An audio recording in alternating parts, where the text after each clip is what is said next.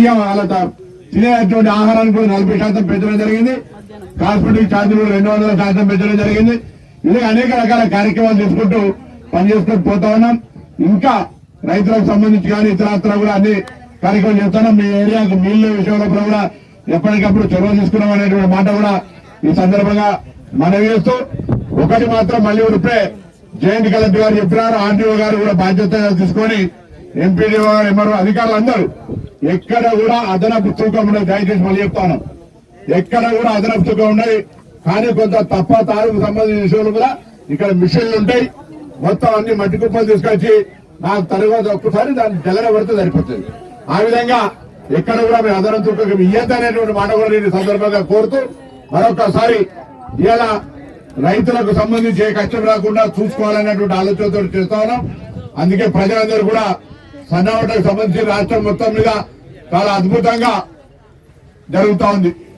దాని కొంతమంది నాయకులు అంటారు ఈ కేంద్రం పైసలు అని. మరి దేశంలో 30 రాష్ట్రాలు ఉన్నాయి, ఏ 29 రాష్ట్రాలు ఇస్తలేరు. మన రాష్ట్రంలో ఇస్తుంటే కూడా ఈ పైసలు మాయంటే మనం ఏం చేస్తాం? వీటికే కూడా ఈ పైసలు కడతారు. ఇవన్నీ ఉన్నటువంటి పరిస్థితుల లెక్క మీకు అంత. కానీ కాంగ్రెస్ ప్రభుత్వం తెలంగాణలో ప్రజలందరికీ సన్న బియ్యాన్ని ఇస్తా ఉంది.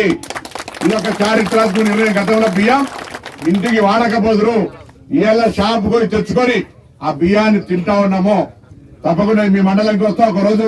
ఇలా సంకర్షణ చతుర్థి ఇవాళ భోజనం చేద్దాం అనుకున్నా, కానీ ఒక పొద్దు ఇవాళ లేకపోతే ఇవాళ ఎక్కడైనా మీ దగ్గర భోజనం చేస్తాం అనుకున్నా. కాబట్టి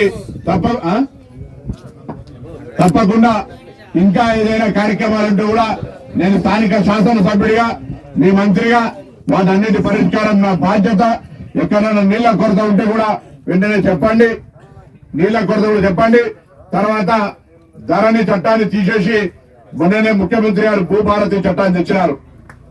23 తారీఖు మధ్యాహ్నం కోరాడ మండలంలో, 24 పొద్దున అక్కన్నపేట, మధ్యాహ్నం హుస్నాబాద్ మండలం, దాని తర్వాత 28 నాడు భీమదేవరపల్లి ఎలకతుర్తి, 29 నాడు సైదాపూర్, చిగురుమాడు మండలాల లోపల రైతు అవగాహన సదస్సులు ఉంటాయి.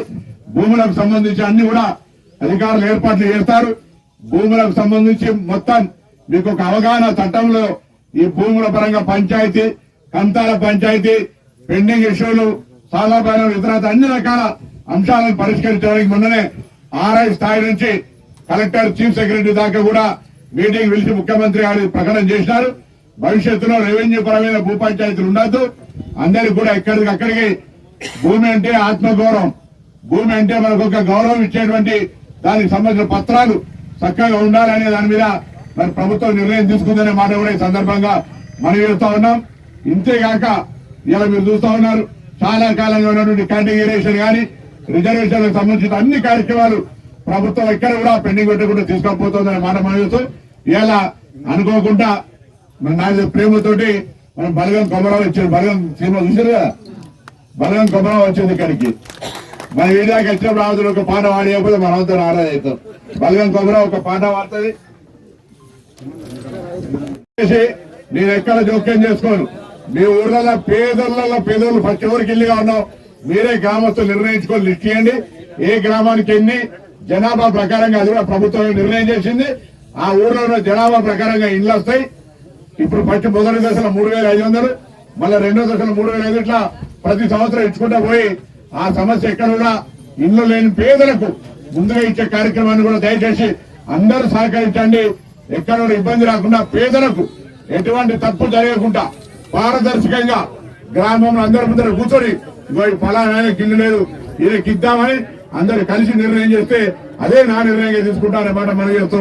మరి మీ అందరికి మరొకసారి ఇప్పుడు ఈ యొక్క పాట పాడినాక కళ్యాణ లక్ష్మి చెక్కులు ఇస్తారు. కొన్ని ఇచ్చేసిన తర్వాత మళ్ళీ పెళ్లి పోతా. అందరికి నమస్కారం.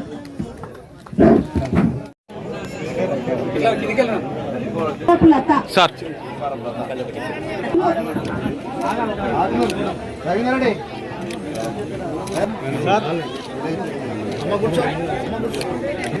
సైదాపూర్ భాషవేణి లచ్చమ్మ అమ్మన గుర్తు